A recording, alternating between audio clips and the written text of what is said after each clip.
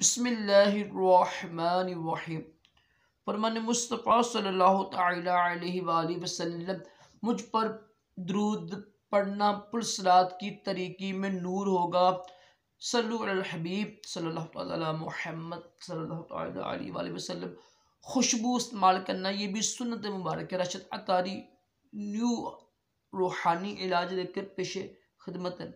एक नया वजीफ़ा लेकर आया हूँ औलाद के लिए। जिन बेचारी बहनों की या भाइयों की औलाद ना हो रही है, कई कई साल हो गए हैं, औलाद नहीं होती है, कोई रुकावट भी नहीं होती है बाज़ औक़ात, और रिपोर्टें भी, दोनों की रिपोर्ट्स भी बिल्कुल क्लियर होती हैं, साफ़ होती हैं, कुछ नहीं होता। रब की बस मर्ज़ी होती है ना।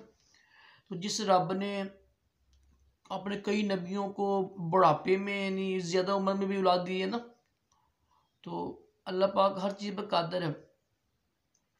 तो ये वजीफ़े की बरकत से इंशाल्लाह आपकी औलाद होगी।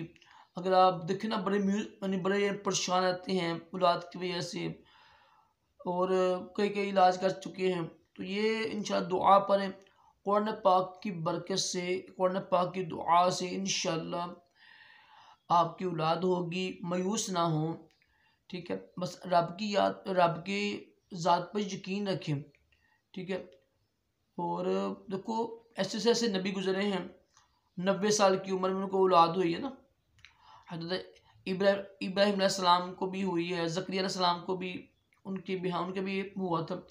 तो ये कोई नामुमकिन नहीं है। बेशक इंसानी जो जिस्म है उस लिहाज से तो नामुमकिन लगता है, लेकिन रब तो हर चीज़ पर कादिर है ना।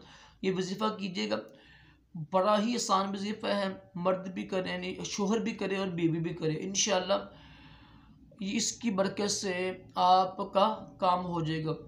इसकी लिमिट कोई नहीं है, करते रहें इंशाल्लाह एक दिन आएगा अल्लाह पाक दुआ आपकी सुन लेगा और इंशाल्लाह औलाद हो जाएगी। करना क्या आपने, ख़वातीन जब देखें ना कि मजबूरी है, यानी शरई मजबूरी है, उज़र है, तो छोड़ दें। जब सही हो फिर करते रहें।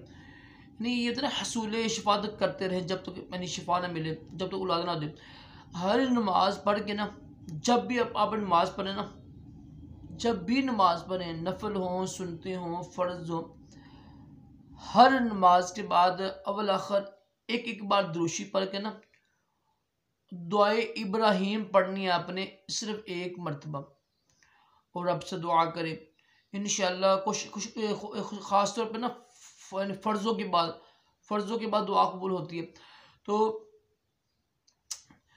दुआ इब्राहीम क्या है, जो हम नमाज में सबसे आखिर में दुआ पढ़ते हैं ना, रब्बी जअलनी मुक़ीमस सलाती, ये पूरी दुआ, ठीक है, ये पढ़नी है।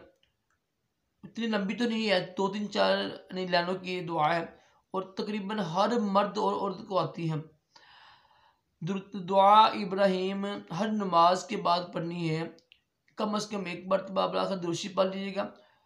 और नमाज की दुआ होती है, सबसे आखिरी दो दुआ पढ़ते हैं हम, रब्बी जअलनी मुक़ीमस सलाती मिन ज़ुर्रिय्यती, ये पढ़नी है आपने। एक बार पढ़ के दुआ करें रब की बारगाह में। रब जिसने हमको पैदा किया है ना, उसके लिए कोई भी चीज़ नामुमकिन नहीं है, ठीक है। तो यकीन कामिल हो, बस रब की ज़ात पर पक्का यकीन कि ये अमल कीजिएगा, इंशाअल्लाह इसकी बरकत से अल्लाह पाक करम करेगा। अल्लाह पाक हम सबको भी औलाद जैसी नेमत और तमाम जिस्मानी रूहानी बीमारियों से महफूज है कि दोनों जहानों की भलाइयाँ अता करे। सल्लु अलल हबीब सल्लल्लाहु अलैहि मुहम्मद सल्लल्लाहु।